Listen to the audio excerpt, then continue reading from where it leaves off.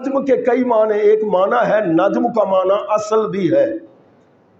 محدثین کی اصطلاح میں جس حدیث کی اصل نہ ہو تو محدث کیا کہتے ہیں؟ لا ھذا الحدیث لا نجم لہ، یہ وہ حدیث ہے جس کی کوئی اصل نہیں ہے۔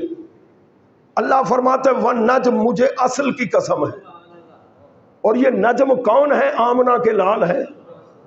اے اللہ تو نے یہ تو فرمایا کہ اصل ہے، انسانوں کی اصل ہے، جنات کی اصل ہے، یا فرشتوں کی اصل ہے، کس کی ہے؟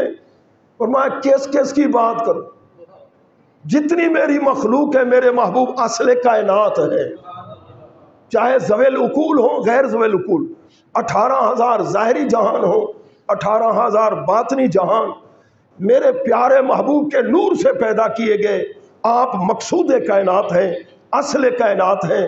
والنجم اذا ہوا، نجم کا معنی تارا بھی ہے، چمکتا تارا۔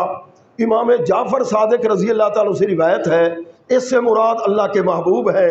اللہ نے فرمایا اور ہوا ہویون سے بنے، اس کا معنی اوپر سے نیچے آنا، یہ اللہ کے محبوب کی میلاد ہے۔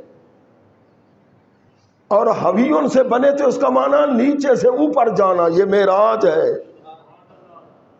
تو والنجم اذا ہوا کا مفہوم بانا، والنجم اذا ہوا، اے چمکتے تارے محمد پیارے، مجھے تمہارے میلاد بھی کی قسم ہے، معراج کی بھی قسم ہے۔ ما ضل صاحبکم وما غوا، کہ تمہارے جو محبوب ہیں شب معراج ما ضل، یہ بے راہ نہیں ہوئے۔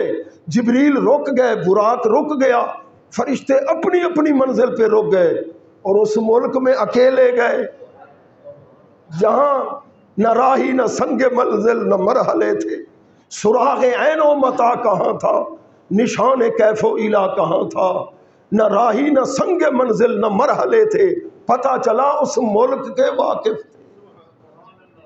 پیارے محبوب کے پیارے غلاموں، وما غوا، بے راہ نہ ہوئے، وما، جو کچھ بھی میرا محبوب بولتا ہے اپنی خواہش سے نہیں، میری وحی کے ذریعے بولتا ہے۔